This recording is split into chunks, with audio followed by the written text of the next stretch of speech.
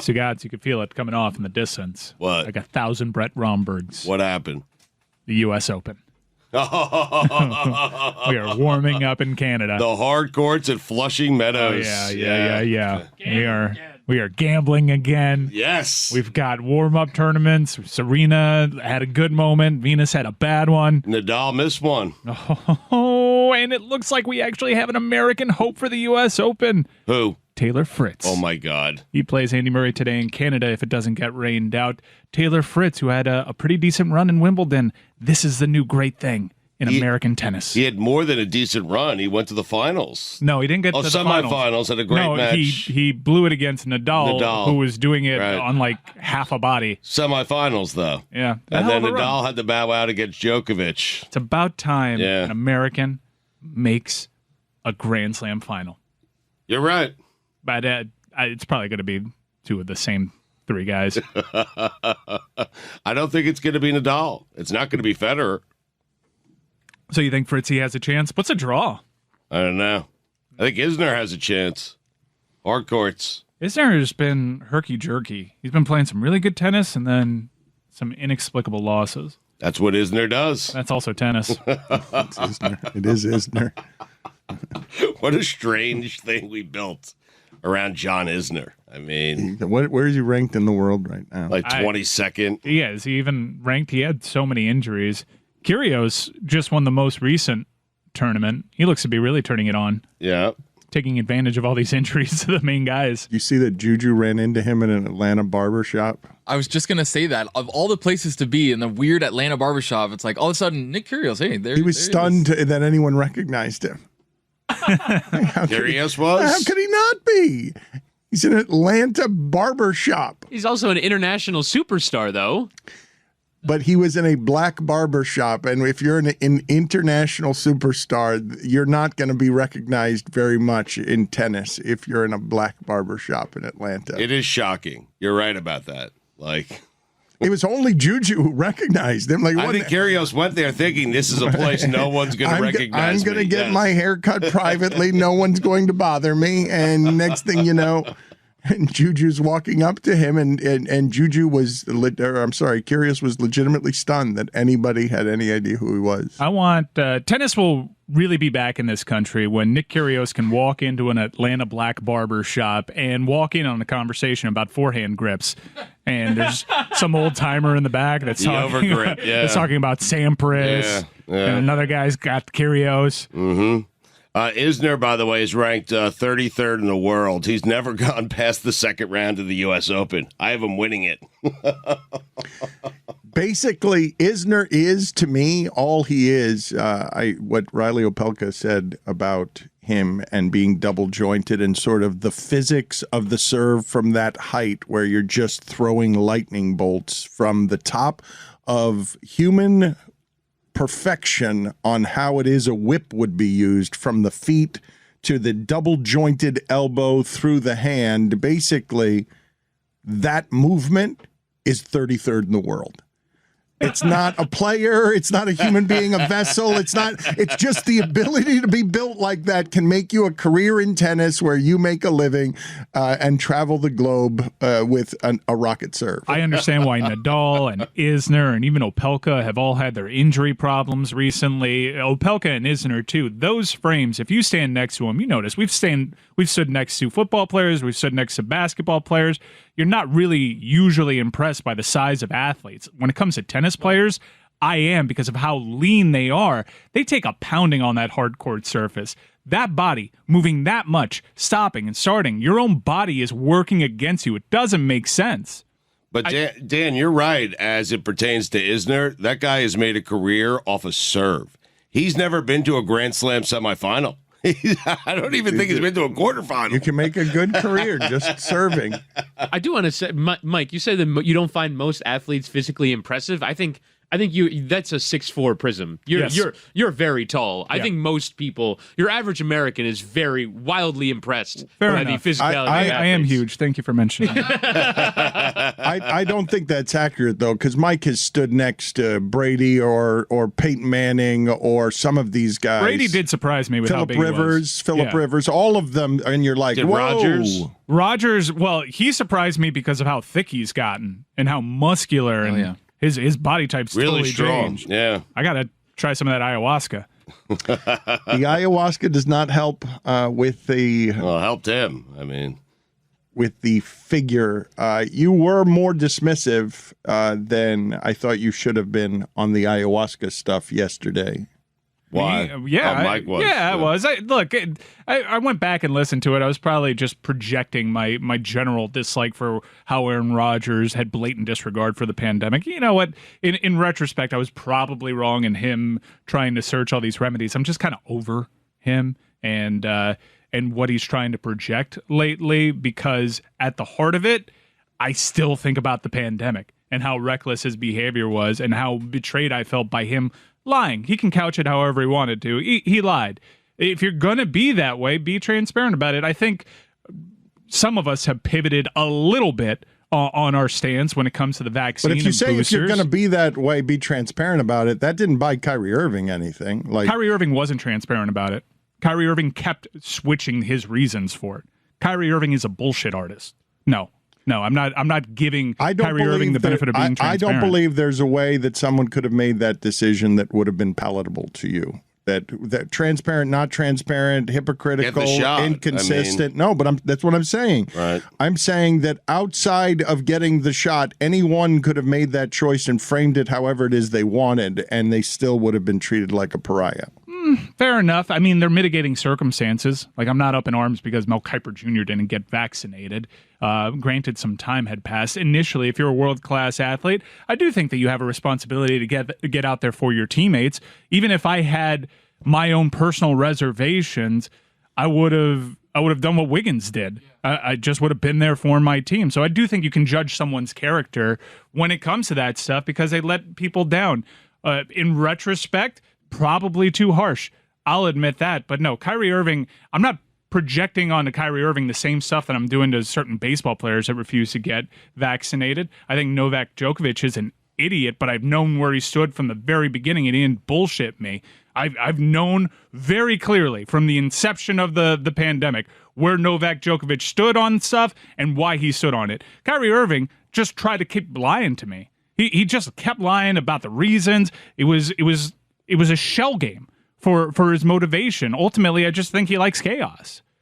And he likes to project that he's above it all, that he's smarter than us, that we just don't get what's going on with Kyrie Irving. And it's similar with Aaron Rodgers. That's where Aaron's getting me. That's where Aaron, he's a smart guy. But you're not that smart.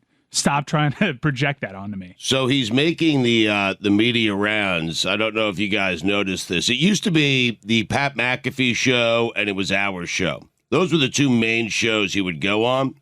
So this is right around the time I would normally request Aaron Rodgers. Like, we'd get him like mid to late August going into September. And I'm still willing to send out the request to Tom Fanning with the Packers. I want to send out that request. But I noticed yesterday he went on Part of My Take. And so I'm wondering, based on the frosty exchange that Mike had with Aaron Rodgers at Lake Tahoe, I think maybe he's replaced us with those guys.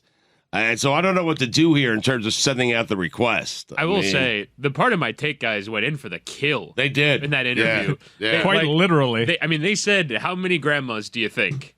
Whew! Yeah. I was cringing. Which, by the way, fair play, because they want to cover their asses for, putting forward the point of view that I think a lot of people had, but that is uncomfortable to look Aaron Rodgers in the eye and do that. Yeah, Aaron Rodgers took exception to PFT's question about, hey, how many people do you think you've killed? Oh. You mentioned not being up in arms on Mel Kiper, and I want – go ahead and make the request, Stugotz. Make the request. Oh, I'm going to make it, yeah. Up in arms as a phrase. As a phrase, does that up in arms means to get so outraged that you then get armed, or you arm yourself, or you throw your arms in the air? I think it's exasperation. You throw your arms up like, what is happening here? The thing that you said that you feel comfortable judging someone's character for letting their teammates down, I can sort of step outside of this conversation and say if trying to be there for my teammates runs contrary to I get to choose what I put in my body. Even as the science is there that would indicate, you've heard all of my opinions on this, so I don't want to cover the ground again. I think that as a public health measure, if the science is telling you that you can help others and not kill grandmas with a vaccine that science is telling you is safe, that's the route that I would go. But I'm not sure I would, if I'm somebody who's like, nope, nothing's going in my body unless I want it in my body, no matter the pressure from government, no matter the pressure from employer, from teammates, from angry mob, nothing is going in my body. The one that's not going to topple that is I have to be there for my teammates. Like that one, I have to be there for my teammates, maybe for society, but for my teammates, Well, I was there for my teammates. I didn't actually want the vaccine. I had COVID before. All I got was lower back pain. I did it for other folks. I did it so I can keep on living my life and not have the guilt that one would deal with. You made if it they work, weren't. though, is what I'm saying. You're when you say your teammates, if the line, if you can articulate to me as someone who just does not want to, is going to otherwise be careful in every other way and doesn't want to put something in their body by pressure from anywhere that isn't their own choice, workplace stuff, the ability to go to work. If you're willing to cost yourself the dollars for not doing that and behave appropriately outside of that, I'm just telling you that being there for my teammates doesn't rise to the level of, oh, okay, now I understand why you would do that. But what if your teammate is also a guy you consider to be one of your best friends, and he made an investment in you, and you made an investment in him, and that's Kevin Durant and Kyrie Irving? You don't think Kyrie has some responsibility? You're saying this. I'm not saying he doesn't have some responsibility. I'm saying for me, on the checklist scale, it doesn't topple if I'm a person who's firm about nobody but me tells me what goes in my body, not government, not public pressure, not bosses, not anybody. This is not how it's being articulated in this realm. He's right when he says that Kyrie Irving was all over the place. He's right when he says that Aaron Rodgers was trying to mask it because he was trying to stay away from the angry mob. Djokovic has been a consistent clown show and a clown show, but his clown show has been born of not putting it in my body, and he doesn't have teammates. No, and there's a language barrier, and he doesn't try to pretend like he's this big intellectual. Novak Djokovic is very much a one-sided individual. He's all but about Mike, tennis. he's done photo shoots knowing he's positive for COVID. Like, he hasn't handled it in a responsible way. He went to a party in Croatia, I think, when everything was in lockdown. We've known, and he had this reputation about being a weirdo with his body even prior to the pandemic. If you're in tennis circles, you know that he's kind of considered to be a bit of a weirdo. I don't disagree with anything that you're saying, Dan. In fact, I actually agree with it. Where I stop, though, is like, okay, you can make that decision for you, but the consequences are judgment. The consequences are peer pressure. They work. Sometimes bullying works in a very positive fashion, and they correct some behavior. I'm not down with the decision that he made to lie about it. I'm also not down with the original decision to not get the vaccine because I think it to be a very selfish act, but I can get past that. I have so many people in my life that decided against vaccinations or decided against boosters that I respect their decision, I hang around them, and I love them. It is fine. But when there's a locker room full of people that depend on you for their livelihood, when you are, believe it or not, a role model, even though he didn't sign up for that life, when you have a microphone and you have this unbelievable access to speak to people and actually change minds in that state. If Aaron Rodgers is pro-vax, he can actually make a difference. I was just not down with his messaging at all. It was confusing, and then he just started turning himself into knots with this weird logic. He went into the political realm, and he got Roganized, and it was very disappointing for me as someone that considers him still to be their favorite quarterback of all time. What I feel like we've been watching the last, 5 years of Aaron Rodgers is a combination of midlife crisis with searching through the family rubble of patterns, like whatever it is that passed for love in his house. he has excommunicated everyone who was in his family and now is through relationships trying to learn, trying to absorb other things that are outside of his realm. And I have viewed it as a wandering search that has some potholes in it. And I've been disappointed by some of the stuff, too. But I'd like to talk to him about it because whether We don't have a shot. You don't think so? I mean, I'm hitting send in a couple of minutes, but I don't think I don't feel like we have a shot at Aaron Rodgers. Did he think the pardon my take guys were going to go easy on him? Did they think it was going to be soft? Like I'm not going to attack him. No, he and Big Cat have this very contentious relationship. A lot of it's for show. It's all for show, but Aaron Rodgers can handle it. I'm sure Aaron Rodgers will join this show again. He doesn't have a problem with facing criticism. He'll put his spin on it, and he'll have the final word because that's usually the dynamic when you welcome Aaron Rodgers onto your program. He has an intimidating presence. He's short. He has shown multiple times in his life that he will cut people out that he doesn't necessarily vibe with anymore. There were people in the media that he had really good relationships that went out publicly when he was doing all that stuff during the pandemic or during the political cycles, and he doesn't talk to them anymore. So he applies that. If he did it to his family, he certainly can do it to our show. Yep.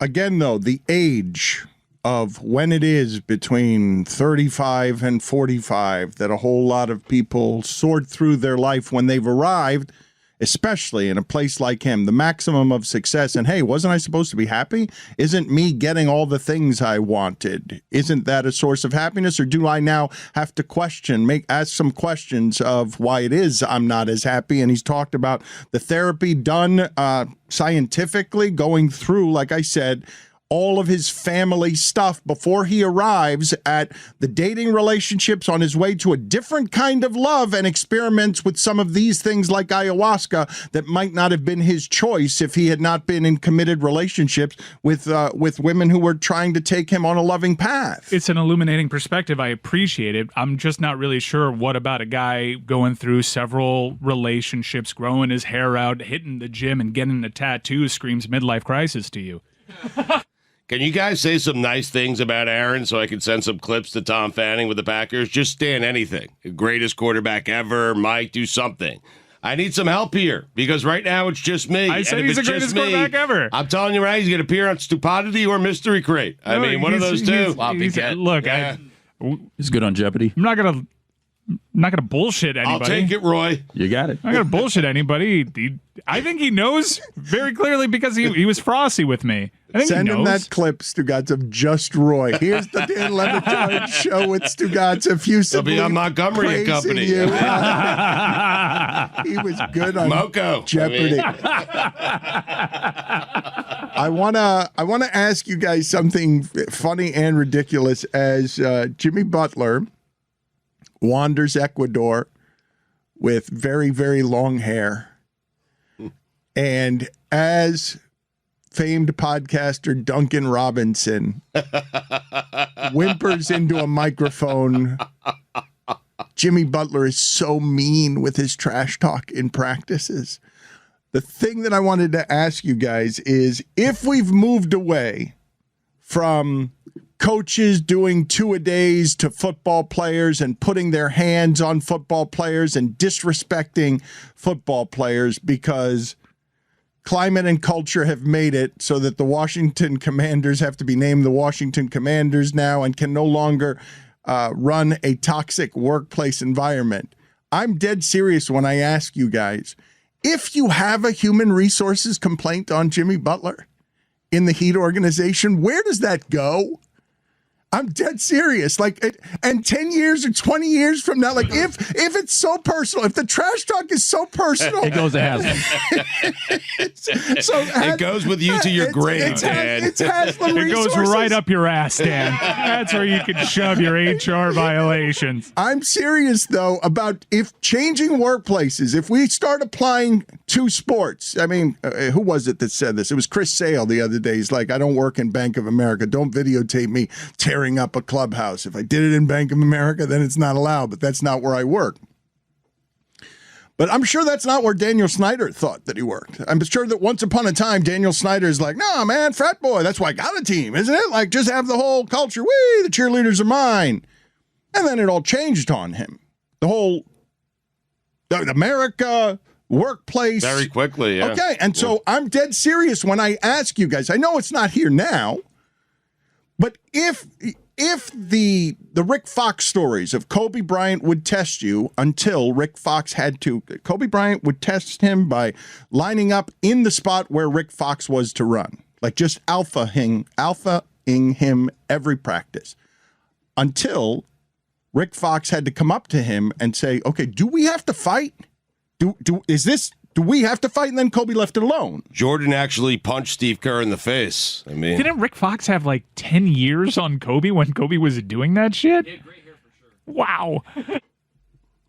Mamba. And so I ask you, because Jimmy Butler's clearly at 35, this is going to be unpleasant to be around, if it's not already.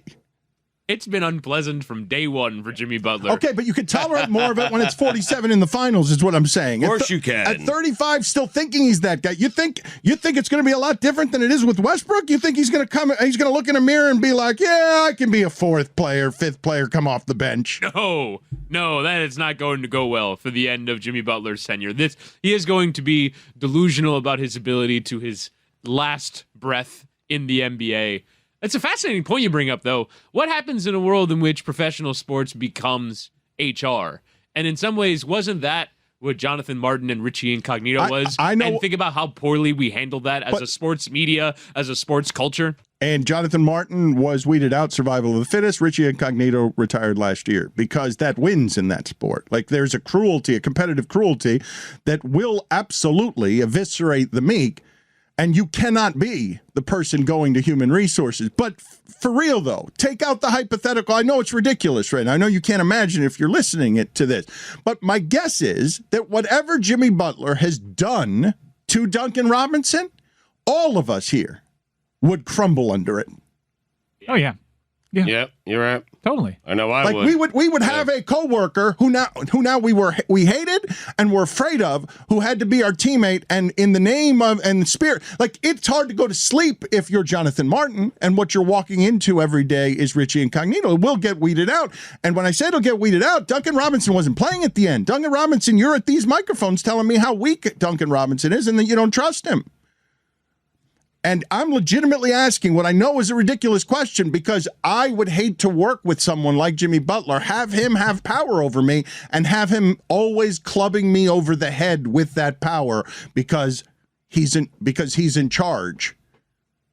And I don't know what you do about it if somebody comes to you and, like, this is all handled in-house and everything else. But let's just say Duncan Robinson right now were to come out publicly and say, yes, the Miami Heat has a human resources department. I went to it because of what Jimmy Butler did to me for the fourth straight practice. No. Yeah, it's a bad idea. Don't do this to Duncan Robinson. Don't even throw out this hypothetical. Right. He's just Leave it alone. Yeah, But why, though? Because man, Jimmy. he's Duncan Robinson. It's Jimmy Butler. There's dynamics here at play. We're not doing HR violations for court trash talk. We're going to do MMA weigh-ins next. He was mean to me during the weigh-in. You want to subpoena a promo for WrestleMania next? In the spirit of The Sopranos, I do like the idea of it not being Duncan Robinson, but Udonis Haslem being in therapy, like being in therapy. Like Udonis Haslem making an HR complaint is a funny skit. Like bringing up 17 years ago something Zoe did. Like, I've worked in this place for so long. Can't you guys clean up the culture? I keep complaining to Riley, but he's always in charge. I mean, to be fair, Udonis would probably be the source of some HR complaints no, but along that's the way. why it's funny to make it him going into an office, like just walking in. I've never been more sure that we have to trade Duncan Robinson now. Yeah, you know what? You're right. Get him out of I'm here. with Mike. I can't keep Dan opening up this door. When he says it's so personal, I'm asking you guys, What do you imagine it's like to be Duncan Robinson? You are struggling with your confidence. You are not playing. And now, in practice, what you're getting is 47 points in the final. Jimmy Butler just pounding you over the head again and again with cruelty that is personal. Okay, what I do is I give it right back. It's like prison rules, Dan. What I say is I make $19 million a year, and according to statistics, I'm one of the greatest three-point shooters of all time. I have a different game than yours. Shut the f*** up, Jimmy. Your hair looks stupid. That is something along those lines. I think the hair looks great. I think when you travel through Ecuador, you have to do it with long hair. I do. Good show. Yeah, thank you. What do you mean, good shout? Good show. Thank you, Woody. I appreciate it. What? I felt good about it. I don't understand what is being said there, why it's being theorized. Why do you have to travel through Ecuador it just feels like, it feels like one of those things you should do when you're, traveling through Ecuador. You're exploring the world, presumably exploring the wilderness. You become one with nature. You let your exploring hair grow, yourself, let your facial hair grow. Yeah. You're not necessarily, concerned with being kempt. You're exploring. Yes. Yep. Exactly. Exploring yourself. Isn't that what? Did you say exactly there, or did it just stumble it? It was just exact. It was, I ejected. I mean, Aaron Rodgers, isn't that all he's doing? Isn't he just publicly searching? I guess. I'll tell you what I'm doing. I'm about to hit send. I finished it with the email with, hey, I'm going to send you a great clip from Roy Bellamy in a bit about the greatness of Aaron Rodgers. I need something. I need it from you, Dan. Maybe Mike, Roy, it's fine. I'm going to send it. It's the best I have right now. But I need someone to say something nice about Aaron Rodgers. Anybody? Dan? If he comes on, Jesus. I'll do ayahuasca with him. How about that? Oh, wow. Wow. That's aggressive. Live in studio. Tony throwing... this is ours. Live in studio. Do you realize how much that would kill the experience of ayahuasca? The thing that, whether it's this or DMT, okay? I hit send. The thing that Mike Tyson says about the licking of the poisonous toad... The thing that you hear about with ayahuasca, Aaron Rodgers is talking a lot about. He's talking about unconditional love, but what you hear is the killing of the ego. Mike Tyson, when he talks about this, says that he wanted to fight the shaman because it was the scariest experience of his life, because he was so vain and had so much ego that the killing of that ego seemed to him like death, like he was dying. And so he was trying to fight the shaman with, he'd lost his motor skills. He thought he was moving really fast. The video shows him moving very slow because he's in another sphere. His brain chemistry has been altered. Ayahuasca does some of the same things where it connects you to a source. It makes you feel like there's something bigger than you out there, that your ego is small. It's not relevant in the face of the expanse of the universe. That's the theory behind all of it. That's what the search is. He is not doing psychedelics. It's for mind expansion. It's Timothy Leary stuff. If Aaron is investigating something that would make his ego smaller, I support him fully. Doesn't help. Stugotz here for my friends over at Simply Safe. Around here, we talk a lot about the importance of good defense on the field or court. But what about defending your own home turf? Pretty important, huh?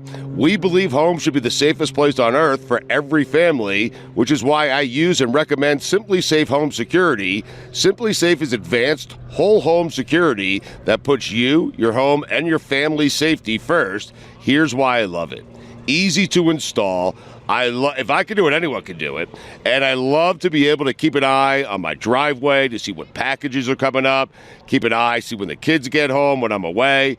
I love Simply Safe. It is amazing. Simply Safe offers comprehensive protection, not only against intruders and burglary, but against expensive home hazards from flooding to fires with 24/7 professional monitoring. Simply Safe's agents take action the moment a threat is detected. You can customize the perfect system for your home in just a few minutes at simplysafe.com/DLB. Go today and claim a free indoor security camera plus 20% off with interactive monitoring. Again, that's simplysafe.com/DLB.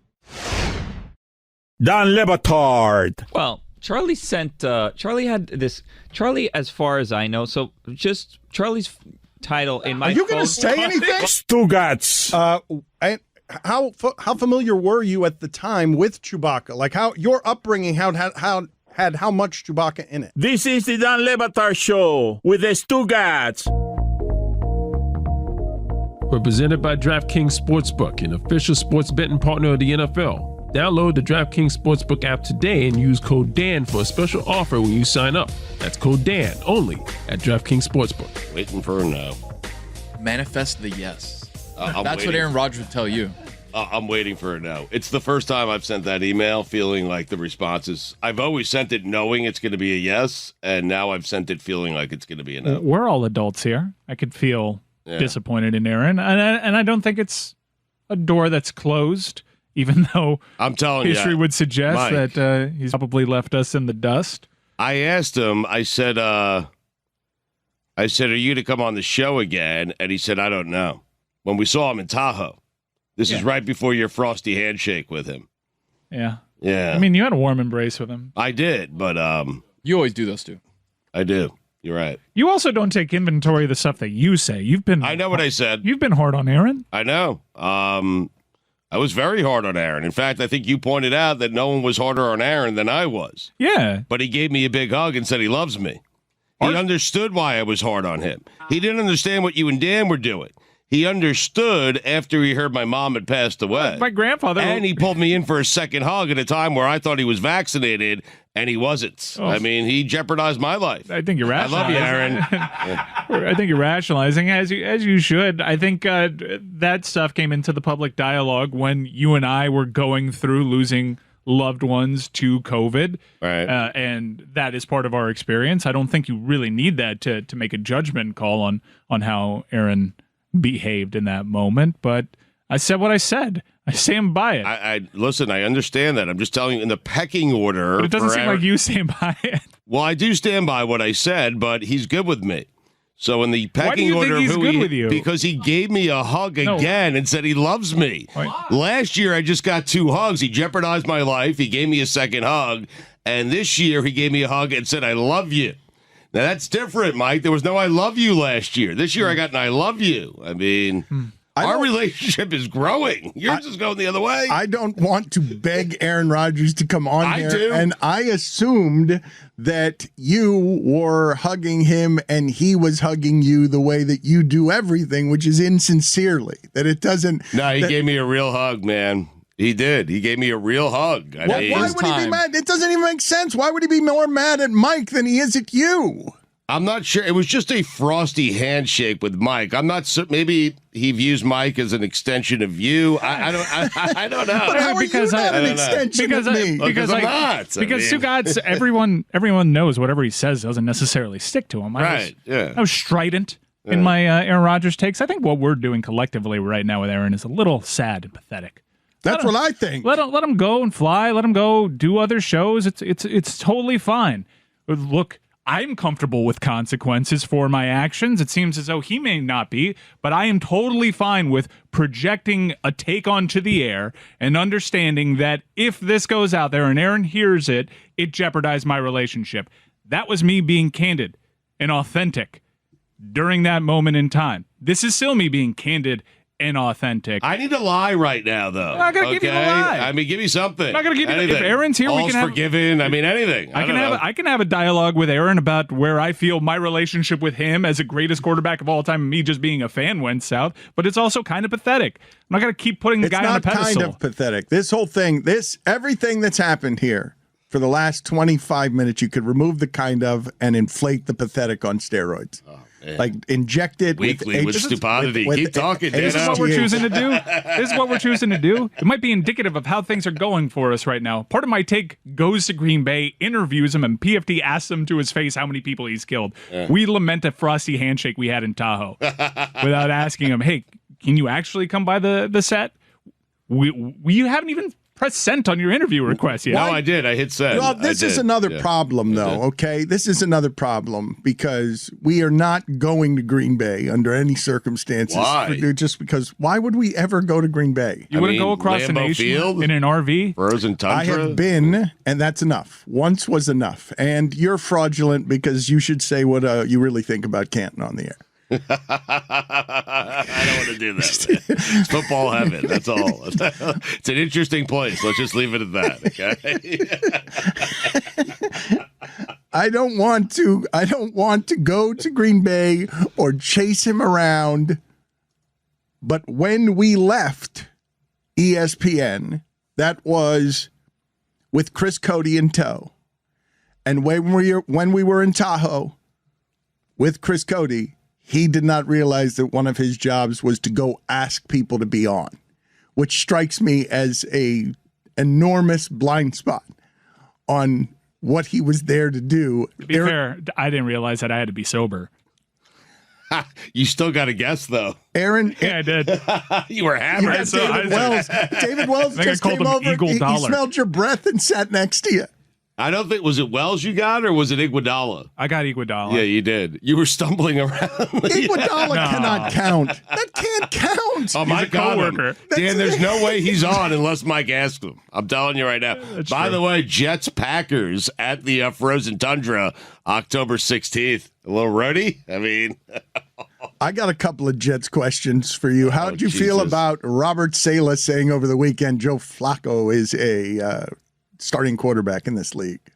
I like to have my backup. I prefer him to be a starter. So I like that. Like a guy who could start at any moment because we still don't know if Zach Wilson's good. We still don't know. Zach Wilson can get hurt. Any quarterback can get hurt anytime. So I like having a starting quarterback as my backup. It feels good. It really does. A Super Bowl winning starting quarterback as my backup. He can win me a game, Woody. No, he you can win me a game. If Joe Flacco enters the game at any point this season for the New York Jets, your season is over. Well, I know, From but the moment he steps on the field. Little spot start, though. There is nothing to be gained. If anything, we had like the game and a half of Mike White. Oh, Mike White That is is good. I love remember that? my God. Yeah. I thought I had a quarterback. You remember that went across the sky. That should have He like was great. a meteor's name. It should be remembered forever. It is 1/11th of Jeremy Lin. It was. Would have got Times Squared just the same. It got. Let's talk more. Do you remember Stugotz? All of New York was so desperate for anything excellent in football that Mike White became. Everybody was saying, "Well, wait a minute, maybe he's the guy." 37 of 45, 405 yards, 3 touchdowns. I mean, they beat the Bengals. Everything was. They took them to the Super Bowl. So, guys, I'm looking at your depth chart right now. Yeah. You got a lot of talent on this team. I know, but Becton got hurt. He Back- did. Yeah, you're right. Second year in a tackle's row. out. In a serious time. But too. in terms of skill positions, you got Hall, you got Carter in the backfield, you got Elijah Moore, Corey Davis, you drafted Garrett Wilson, you still I have know. Braxton Berrios, who was a Pro Bowler, not at that position, but still a Pro Bowler. I know. I just have no idea if the quarterback's any Well, you got good. the worst roster in the division, right? I don't know. Hang I on a don't know. second. No. I don't know. Have you been reading? Patriots? Have you been reading the reports of what's coming out of the Patriots? They can't run an offense. And this Matt Patricia as offensive coordinator thing is going disastrously. Yeah. They people will say they can't.